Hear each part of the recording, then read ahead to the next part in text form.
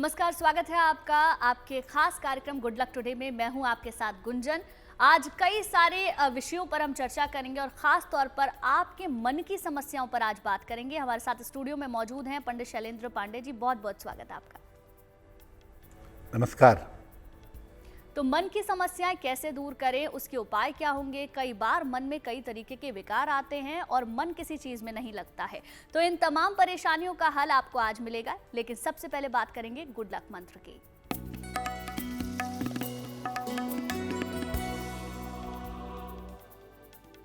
अगर आपको छोटी छोटी बातों पर चिंता हो जाती हो, हर छोटी सी बात पर आप ज़्यादा परेशान होते हों, ज़्यादा सोचने लगते हों, तो चांदी का एक कड़ा बनवा लीजिए।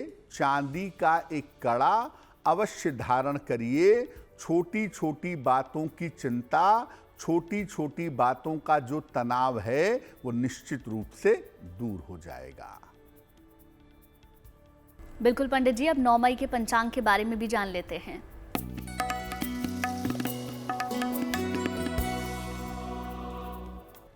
दिनांक 9 मई 2023, दिन मंगलवार, तिथि है ज्येष्ठ कृष्ण पक्ष की चतुर्थी तिथि, शाम के 4:08 तक।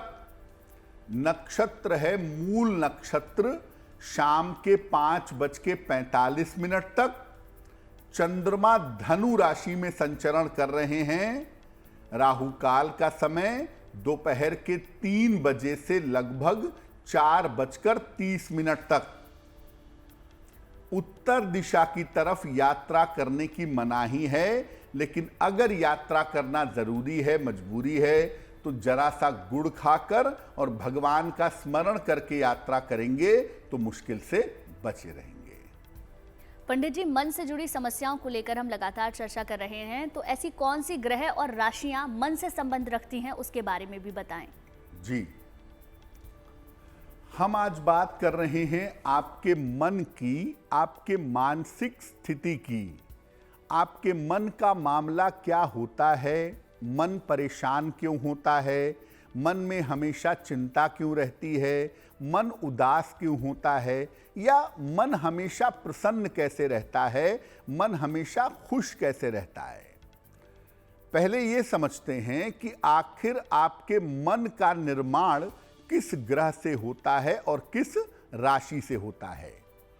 देखिए, चंद्रमा को मुख्य रूप से मन का ग्रह माना जाता है। चंद्रमा मनसो जायतः, चंद्रमा मन का अधिपति है।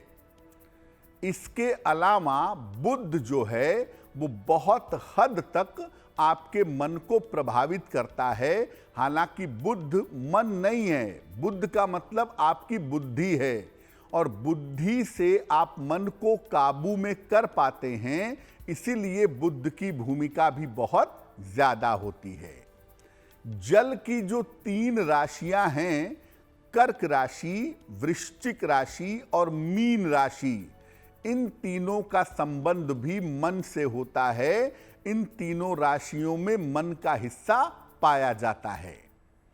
कुंडली का चतुर्थ भाव चौथा खाना और पंचम भाव 5वां खाना भी आपके मन से संबंध रखता है। चतुर्थ और पंचम भाव को देख करके हम ये जान सकते हैं कि आपके मन की स्थिति कैसी है। कभी कभी तिथियों का और नक्षत्रों का भी आपके मन पर असर पड़ता है। इसीलिए आप देखिए, हिंदू मैथोलॉजी में या हिंदू परंपरा में हम अलग अलग तिथियों पर उपवास रखते हैं, विशेष तिथियों पर पूजा करते हैं, विशेष तिथियों पर पवित्र नदी में स्नान करते हैं। ये सारी व्यवस्था इसलिए की गई है ताकि आपका मन शक्तिशाली रहे और मन के ऊपर कोई निगेटिव प्रभाव न पड़े। तो आपके मन के ऊपर सबसे ज्यादा असर डालता है चंद्रमा, और चंद्रमा का जरा भी प्रभावित होना आपके मन पर असर डाल देता है। बुध जो है वो अपनी बुद्धि से मन को कंट्रोल करता है। हो सकता है मन में तमाम बुरी बातें आती हों, लेकिन आप बुद्धि की वजह से जो उसे कंट्रोल कर पाते हैं वो इसीलिए कर पाते हैं क्योंकि बुद्ध शक्तिशाली होता है और वो मन को काबू कर लेता है। पंडित जी, अब वक्त हो गया है शुरुआत की 3 राशियों के बारे में जाने का। तो मेष, वृष और मिथुन राशि का भाग्यफल क्या कहता है, बताएं। मेष राशि, स्वास्थ्य की स्थिति में आपके सुधार होगा, सेहत में अच्छा महसूस करेंगे, धन लाभ के योग आपके लिए बन रहे हैं, किसी धार्मिक कार्य में आप इस समय व्यस्त रहेंगे। हनुमान चालीसा का अगर एक बार पाठ कर लें तो आपका दिन और भी ज्यादा बेहतर होगा। शुभ रंग होगा लाल और भाग्य का मीटर आपको नंबर दे रहा है 75%। उत्तम भाग्य आपके साथ बना हुआ है।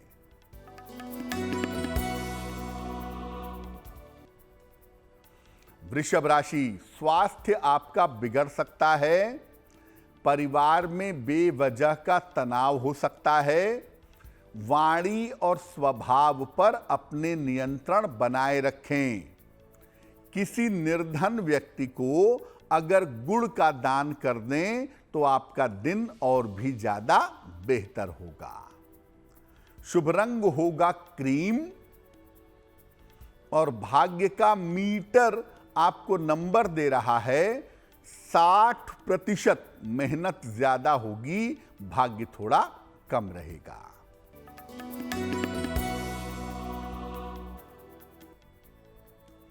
मिथुन राशि, धन लाभ के योग बन रहे हैं, करियर में आपके सुधार होगा, इस समय आपका स्थान परिवर्तन भी हो सकता है।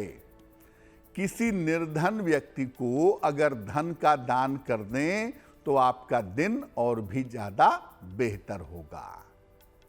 शुभ रंग होगा हरा और भाग्य का मीटर आपको नंबर दे रहा है 70%। मध्यम भाग्य आपके साथ बना हुआ है। पंडित जी, मन की स्थिति को लेकर हम समझ रहे हैं, कई बार समझ में नहीं आता, जीवन में सब कुछ ठीक चल रहा होता है लेकिन मन अच्छा नहीं होता, किसी काम को करने का मन नहीं करता। तो मन की स्थिति में जो उतार चढ़ाव है उसकी वजह क्या होती है? मन एव मनुष्यानाम कारण बंधन मोक्षयो।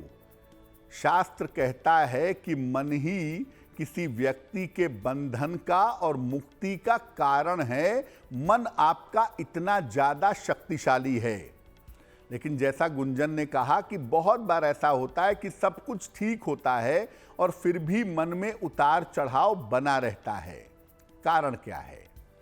देखिए, कुंडली में अगर चंद्रमा कमजोर होगा तो आपका मन फ्लक्चुएट करेगा, ऊपर नीचे होगा। जैसे चंद्रमा घटता बढ़ता है ना, जब चंद्रमा कमजोर होता है तो मन भी घटता बढ़ता है।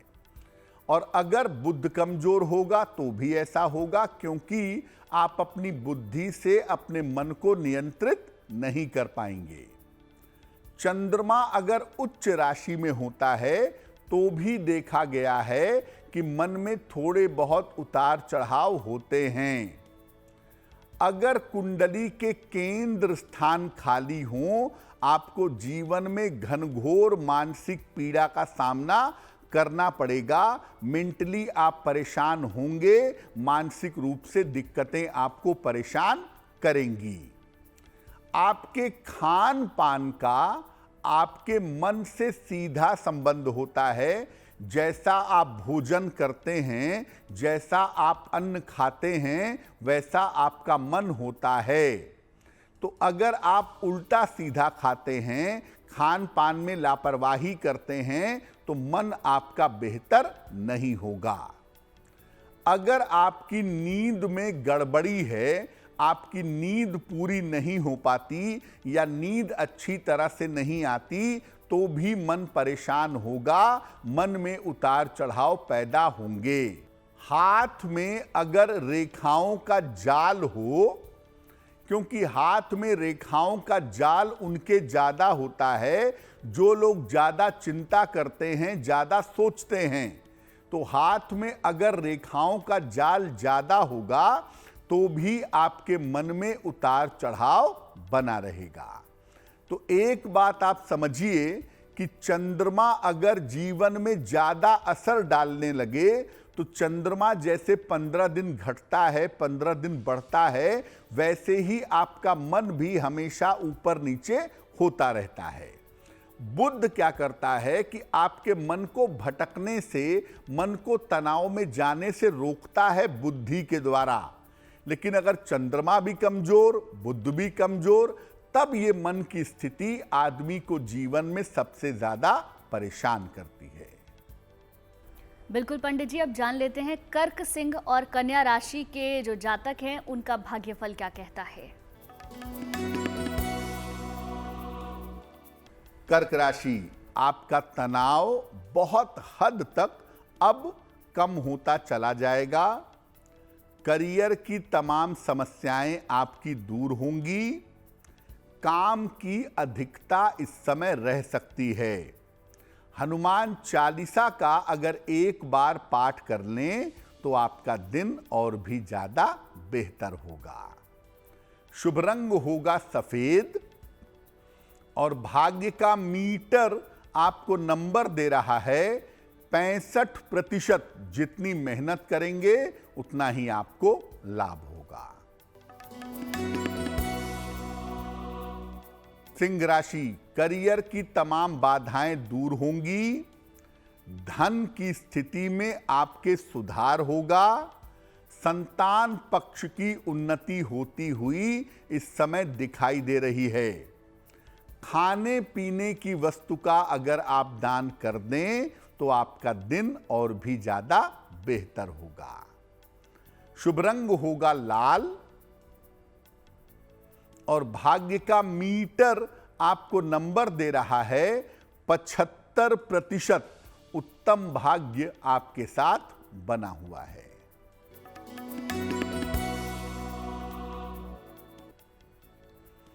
कन्या राशि, अपने स्वास्थ्य का बहुत ध्यान रखें। अनावश्यक वाद विवाद से बचाव करें। वाहन इस समय सावधानी से चलाइएगा। किसी निर्धन व्यक्ति को अगर गुड़ का दान कर दें तो आपका दिन कुछ हद तक बेहतर होगा।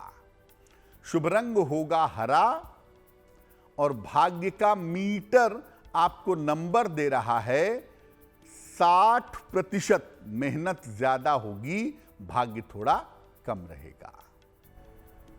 बिल्कुल पंडित जी, अब वक्त हो चुका है आज का सवाल जानने का। तो कौन से दर्शक ने आज का हमें पहला सवाल भेजा है, बताएं। जी,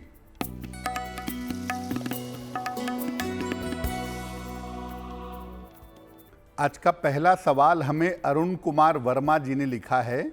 आजमगढ़ से लिखते हैं, अपनी बहन के बारे में जानना चाहते हैं। बहन की जन्म तारीख है 18 सितंबर 1993, 9:16 प्रातः। जन्म स्थान है आजमगढ़, उत्तर प्रदेश। ये पूछ रहे हैं कि बहन का कैरियर कैसा रहेगा और बहन का विवाह कब होगा। अरुण जी, आपकी बहन की कुंडली बनती है तुला लग्न की और तुला राशि की। महादशा बृहस्पति की और अंतरदशा शुक्र की चल रही है। देखिए, सबसे पहले बता दूं कि आपकी बहन का विवाह इसी साल होने की संभावना बनती है। साल 2023 के अंत में या ज़्यादा से ज़्यादा साल 2024 के आरंभ में इनका विवाह हो जाएगा। विवाह का उत्तम समय फिलहाल चल रहा है। दूसरी बात यह है कि अगर आपकी बहन शिक्षा के क्षेत्र में जाएं, बैंक या फाइनेंस के क्षेत्र में जाएं, तो एक बहुत अच्छा करियर बना सकती हैं और इस करियर में सफलता पा सकती हैं। फिलहाल आप अपनी बहन को एक ओपल बनवा करके पहना दीजिए। लगभग 10-12 रत्ती का ओपल चांदी की अंगूठी में, दाहिने हाथ की तर्जनी उंगली में, शुक्रवार की शाम को ओपल पहनाने से लाभ होगा। तो एक अपनी बहन को ओपल पहना दें और दूसरा बोलें कि वो रोज सुबह सूर्य भगवान को जल चढ़ाएं, तो उनके लिए बहुत अच्छा रहेगा।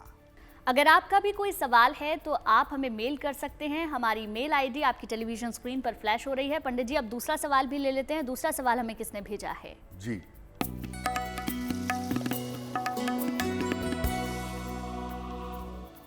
अगला प्रश्न हमें पूजा जी ने लिखा है, दिल्ली से लिखती हैं ये। 23 जून 1988 का जन्म है, 5:45 प्रातः, जन्म स्थान है दिल्ली।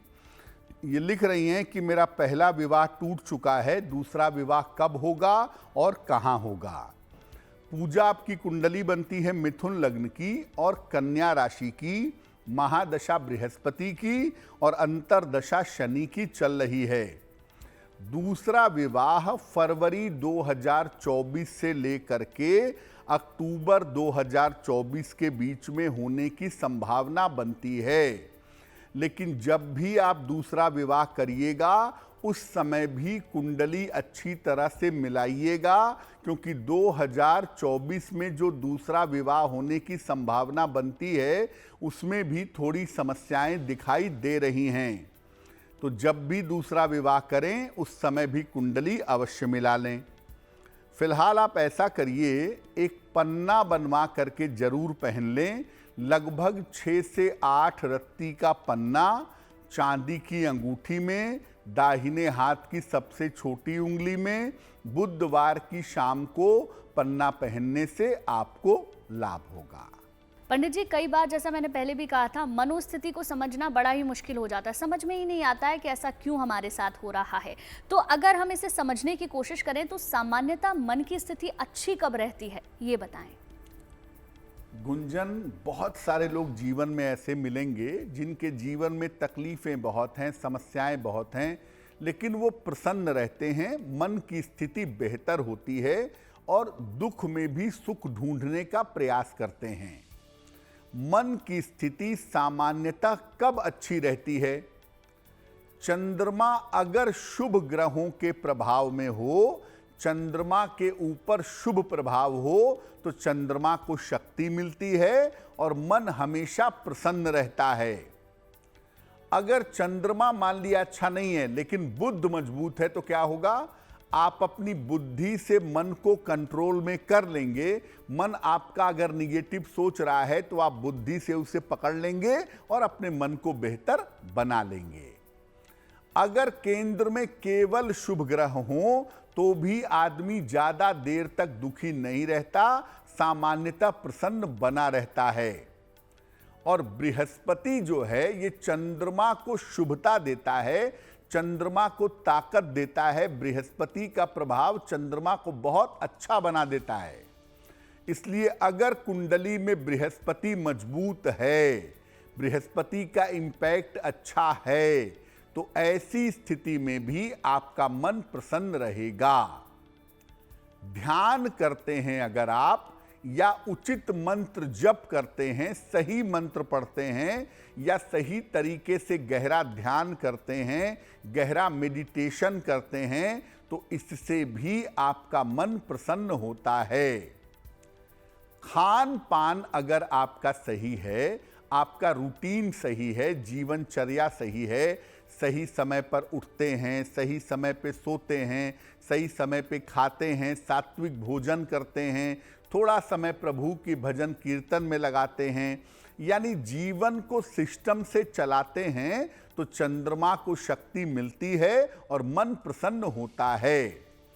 आपकी आदतें, आपका खान पान और आपकी संगति, ये आपके मन पर बहुत गहरा असर डाल देती है। इसीलिए अपने खान पान पर, अपनी सोच पर और अपनी संगति पर हमेशा ध्यान बनाए रखना चाहिए।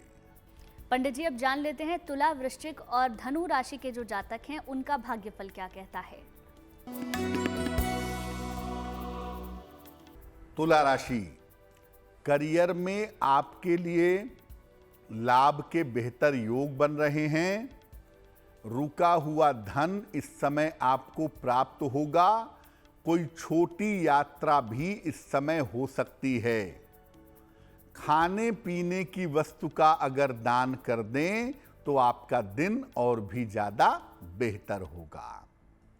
शुभ रंग होगा गुलाबी और भाग्य का मीटर आपको नंबर दे रहा है 70%। मध्यम भाग्य आपके साथ बना हुआ है। वृश्चिक राशि, करियर में सफलता मिलेगी, कोई मान सम्मान मिलेगा। इस समय दिन भर आपकी व्यस्तता बनी रहेगी।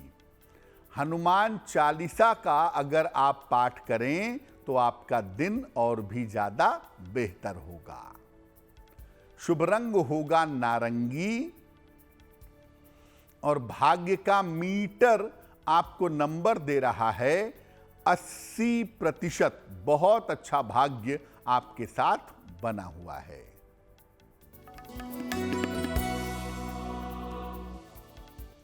धनु राशि, धन लाभ के योग बन रहे हैं। करियर में आपको सफलता मिलेगी। रुके हुए तमाम काम आपके पूरे होंगे। किसी निर्धन व्यक्ति को अगर धन का दान कर दें तो आपका दिन और भी ज्यादा बेहतर होगा। शुभ रंग होगा पीला और भाग्य का मीटर आपको नंबर दे रहा है 90%। सबसे ज्यादा भाग्य आपके साथ बना हुआ है। बिल्कुल पंडित जी, अब ये भी जान लेते हैं कि अगर मन को मजबूत करना हो तो हम क्या उपाय कर सकते हैं। अगर आपने मन को जीत लिया तो आपके लिए दुनिया में कुछ भी जीत पाना असंभव नहीं है। मन के हारे हार है, मन के जीते जीत। सारी साधना, सारी उपासना, सारा प्रयास मन को पकड़ने का ही है। और अगर आप मन को मजबूत कर लेते हैं तो जीवन में ज्यादा मुश्किलें होती नहीं हैं। मन को कैसे मजबूत करें? नियमित रूप से सूर्य भगवान को जल अर्पित करिए। सादा जल, प्लेन वाटर। गायत्री मंत्र का सुबह और शाम जप करिए।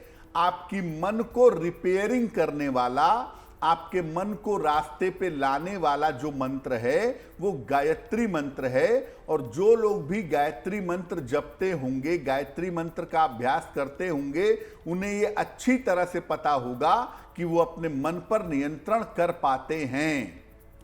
अपने आहार को सादा और सात्विक रखिए। आपका जो भोजन है, आपका जो आहार है, वो जितना ज्यादा सात्विक होगा, मन उतना ही ज्यादा प्रसन्न होगा।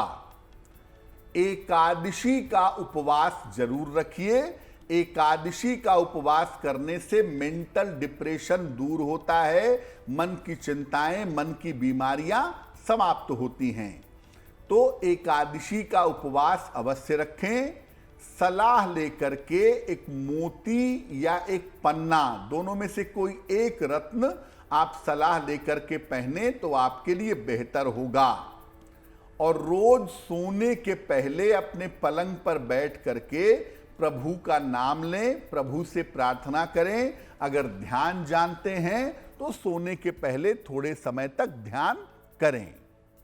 दो चीजें आपके मन को बिल्कुल ठीक कर सकती हैं या ठीक कर देती हैं। एक है गायत्री मंत्र का जप करना और दूसरा है ध्यान करना। अगर आप ठीक तरीके से ध्यान करें, ठीक तरीके से मेडिटेशन करें तो धीरे धीरे मन की निगेटिविटी दूर होती है और धीरे धीरे एक समय ऐसा आता है जब आपका मन बहुत ज्यादा मजबूत हो जाता है। पंडित जी, अब वक्त हो चुका है आखिरी 3 राशियों के बारे में जानने का। तो मकर, कुंभ और मीन राशि का भाग्यफल क्या कहता है, बताएं। मकर राशि, स्वास्थ्य का अपने बहुत ध्यान रखिए। सेहत के मामले में कृपा करके कोई लापरवाही मत करिएगा। परिवार में विवाद ना हो, उनसे बचिए। चोट चपेट से भी इस समय बचाव करिए। किसी निर्धन व्यक्ति को अगर गुड़ का दान कर दें तो आपका दिन और भी ज्यादा बेहतर होगा। शुभ रंग होगा फिरोजी और भाग्य का मीटर आपको नंबर दे रहा है 60% मेहनत ज्यादा होगी, भाग्य थोड़ा कम रहेगा।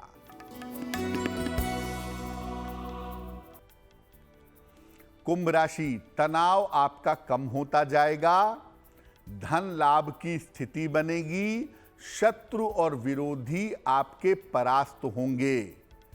किसी निर्धन व्यक्ति को अगर धन का दान कर दें तो आपका दिन और भी ज्यादा बेहतर होगा। शुभ रंग होगा नीला और भाग्य का मीटर आपको नंबर दे रहा है 70% मध्यम भाग्य आपके साथ बना हुआ है।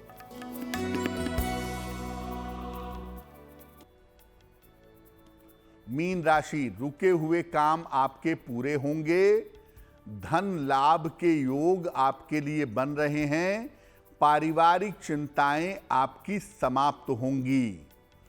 एक बार हनुमान चालीसा का पाठ कर लें तो आपका दिन और भी ज्यादा बेहतर होगा।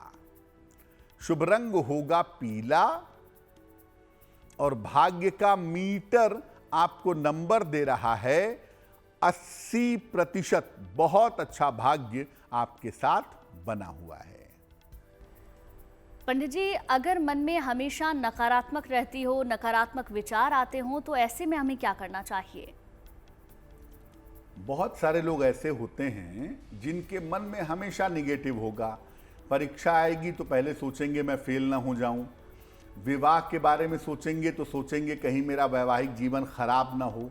यानी कोई भी काम शुरू करेंगे या किसी भी काम में जाएंगे तो पहले उनके मन में निगेटिव विचार आएंगे, पहले उनके मन में नकारात्मक चिंतन आएगा और हर समय सोचते रहेंगे, हर समय चिंता करते रहेंगे और चिंता के चक्कर में ब्लड प्रेशर के, डायबिटीज के मरीज भी हो जाते हैं। क्या करना चाहिए? देखिए, अगर हमेशा मन में नकारात्मक विचार है तो एक चांदी का कड़ा जरूर पहनिए, उससे फायदा होता है। और दूसरा, जिस भी देवी देवता, जिस भी भगवान की पूजा करते हैं उनके नाम का हमेशा जप करते रहिए। जैसे आप शिव भक्त हैं तो नमः शिवाय नमः शिवाय नमः शिवाय अपने मन में हमेशा चलाते रहिए। कृष्ण भक्त हैं तो कृष्ण कृष्ण कृष्ण कृष्ण आपके मन में चलता रहे। तो नाम का जप आपके मन में जितना चलता रहेगा आपका मन उतना ही ज्यादा बेहतर होता जाएगा और जितना ज्यादा आपका मन बेहतर होता जाएगा उतना ही जल्दी नकारात्मक विचारों से आपको मुक्ति मिलेगी। पंडित जी, अगर हम अपने मन को मजबूत बनाना चाहते हैं, कितनी भी मुश्किल जीवन में आए लेकिन मन कमजोर ना पड़े, तो इसके लिए हमें क्या करना चाहिए वो बताएं। देखिए, मन को सबसे अच्छी तरह से आप मजबूत कर सकते हैं ईश्वर की शरण में जा करके। मन में चिंता तभी होती है, मन में तनाव तभी होता है जब ईश्वर के ऊपर भरोसा कम होता है। अगर आपके मन में ईश्वर के प्रति अखंड भरोसा है, अनन्य भरोसा है, तो आपको पता है कि कुछ भी होगा प्रभु उसको संभालेंगे, चिंता नहीं होगी। अब ऐसी स्थिति में मन को मजबूत करने के लिए सबसे पहले जितना ज्यादा से ज्यादा आप ध्यान कर सकें, जितना ज्यादा से ज्यादा मेडिटेशन कर सकें, उतना ही ज्यादा बढ़िया होगा। और जब आप अधिक से अधिक ध्यान करते हैं तो आप इस बात का भी ख्याल रखिए कि आप क्या खा रहे हैं, क्या पी रहे हैं, वो भी सात्विक होना चाहिए। एक तरफ आप गहरा ध्यान करने की बात सोचते हैं और दूसरी तरफ आप नॉनवेज फूड खाते हैं, अल्कोहल लेते हैं, तो उसका कोई लाभ नहीं होगा, उससे आपका मन मजबूत नहीं होगा।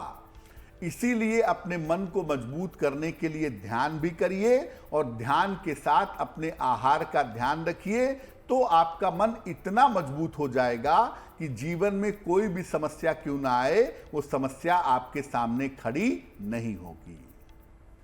पंडित जी, अब वक्त हो चुका है अगला सवाल लेने का, तो अगला सवाल हमें किस दर्शक ने भेजा है बताएं। जी,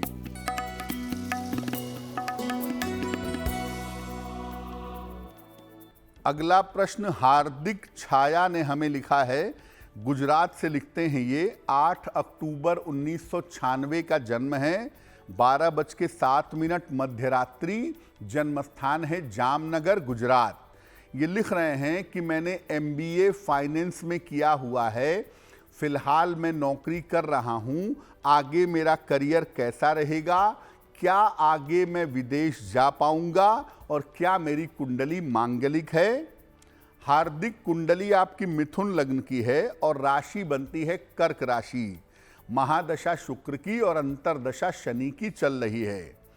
देखिए, मैनेजमेंट का क्षेत्र, फाइनेंस का क्षेत्र और अकाउंटिंग का क्षेत्र आपके लिए बिल्कुल ठीक है। आपके करियर में किसी तरह की कोई भी दिक्कत नहीं है और करियर का जो बेहतर समय है वो वैसे भी जनवरी 2024 से आपकी कुंडली में आरंभ होगा और आगे प्रयास करने पर निश्चित रूप से आप विदेश जा कर के लंबे समय तक नौकरी कर पाएंगे। देखिए, आपकी कुंडली मांगलिक नहीं है तो मंगल को लेकर के बहुत चिंता करने की जरूरत भी नहीं है। आपका करियर बेहतर हो, आपका जीवन अच्छा रहे, इसके लिए एक पन्ना बनवा करके पहन लें। लगभग 6 से 8 रत्ती का पन्ना चांदी की अंगूठी में, दाहिने हाथ की सबसे छोटी उंगली में, बुधवार की शाम को पन्ना पहनने से आपको लाभ होगा।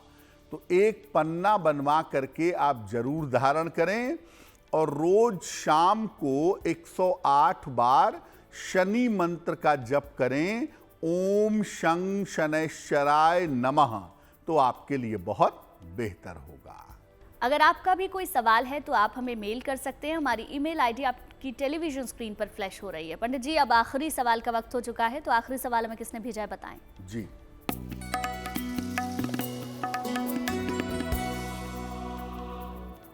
आज का अंतिम प्रश्न हमें निकिता ने लिखा है, मध्य प्रदेश से लिखती हैं, अपनी बहन ऋषिता के बारे में जानना चाहती हैं। ऋषिता की जन्म तारीख है 11 अगस्त 2006, जन्म का समय है 12:05 मध्य रात्रि, जन्म स्थान है इटारसी मध्य प्रदेश। ये कह रही हैं कि मेरी छोटी बहन का पढ़ाई में मन नहीं लगता है, इसका करियर कैसा होगा और इसका भविष्य कैसा रहेगा। निकिता, आपकी बहन की कुंडली बनती है वृषभ लग्न की और इनकी राशि बनती है कुंभ राशि। महादशा बृहस्पति की और अंतरदशा केतु की फिलहाल चल रही है। देखिए, आपके बहन की जो कुल उम्र है वो लगभग अभी 16 साल हुई है। 1 साल का इंतजार करिए, जुलाई 2024 के बाद से इनके जीवन में सुधार होता हुआ निश्चित रूप से दिखाई दे रहा है। और आगे अगर ये मैनेजमेंट के क्षेत्र में जाएं, शिक्षा के क्षेत्र में जाएं, लिखने पढ़ने वाले काम के क्षेत्र में जाएं, तो उसमें बहुत अच्छी सफलता निश्चित रूप से ये पा सकती हैं। इनका मन पढ़ाई में लगे, इनकी एकाग्रता बेहतर हो, उसके लिए इनको एक पन्ना बनवा के पहना दीजिए। लगभग 6 से 8 रत्ती का पन्ना चांदी की अंगूठी में, दाहिने हाथ की सबसे छोटी उंगली में, बुधवार की शाम को पन्ना पहनाने से लाभ होगा। और दूसरा, इनको बोलिए कि ये रोज सुबह सूर्य भगवान को जल चढ़ाएं, तो वो इनके लिए बहुत अच्छा रहेगा। पंडित जी, अब उनके बारे में भी जान लेते हैं जिनका जन्मदिन 9 मई को आता है।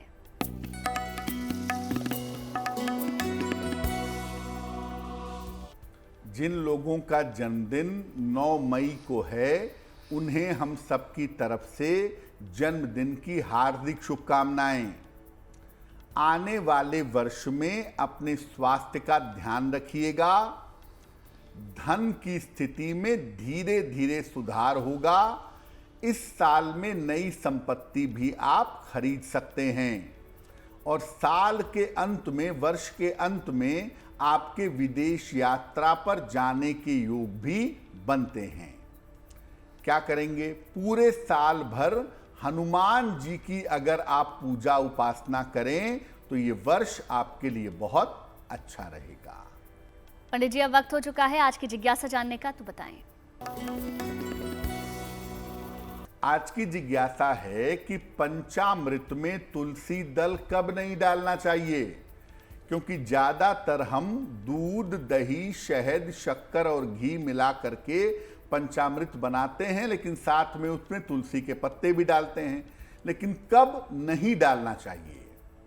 देखिए, अगर पंचामृत भगवान विष्णु या उनके अवतारों को अर्पित करना है तो आप पंचामृत में तुलसी दल डालें। भगवान कृष्ण, भगवान राम, भगवान विष्णु, इनके लिए पंचामृत है तो उसमें तुलसी दल डालना आवश्यक है। लेकिन अगर पंचामृत भगवान शिव के लिए बना रहे हैं, भगवान शिव को अर्पित करना चाहते हैं, तो भूल कर भी इसमें तुलसी दल मत डालिएगा। भगवान शिव की पूजा में तुलसी का प्रयोग बिल्कुल भी नहीं होता है।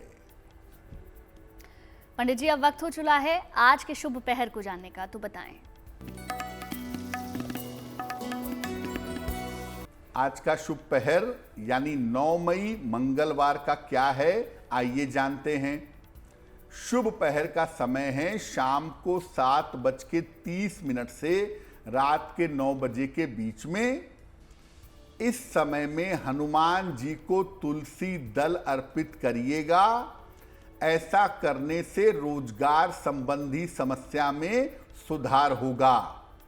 लेकिन करेंगे शुभ पहर में ही, समय फिर से नोट करें, 9 मई मंगलवार शाम को 7:30 से रात के 9 बजे के बीच में। पंडित जी, अब वक्त हो चुका है आज की गुड लक राशि जानने का, तो क्या है गुड लक राशि, बताएं। हम आपको अलग अलग राशि के लोगों के संतान सुख के बारे में बता रहे हैं। और आज की जो राशि है, गुड लक राशि है, वो है तुला राशि। तुला राशि वालों की संतान सामान्य होती है। संतान अपने पिता और माता के ऊपर निर्भर रहने का प्रयास करती है। इसीलिए संतान के सहयोग के बजाय तुला राशि के संतान को उनके माता पिता को ही सहयोग करना पड़ता है। अगर आपकी राशि तुला है और आप संतान सुख चाहते हैं तो शनि मंत्र का नियमित रूप से जप करें, आपको निश्चित रूप से लाभ होगा। पंडित जी, अब वक्त हो चुका है आज के महा उपाय को जानने का, तो महा उपाय क्या है? जी,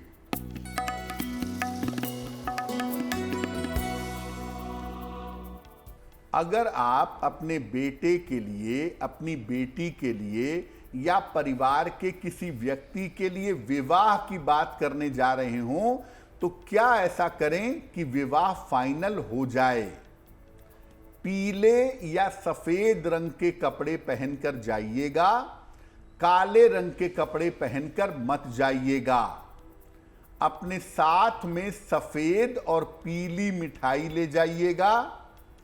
और रास्ते में अगर कोई मंदिर पड़ता है, कोई धर्म स्थान पड़ता है, तो वहां पर जाके पूजा करने से, वहां पर जाकर दर्शन करने से निश्चित रूप से लाभ होगा और जिस काम के लिए आप जा रहे हैं वो काम आपका बन जाएगा। पंडित जी, बहुत बहुत शुक्रिया आज का महा उपाय बताने के लिए और हमारे साथ जुड़ने के लिए आपका धन्यवाद। तो कल फिर होगी आपसे मुलाकात आपके इस खास कार्यक्रम गुड लक टुडे में। तब तक के लिए अच्छी खबरों के लिए देखते रहिए गुड न्यूज टुडे।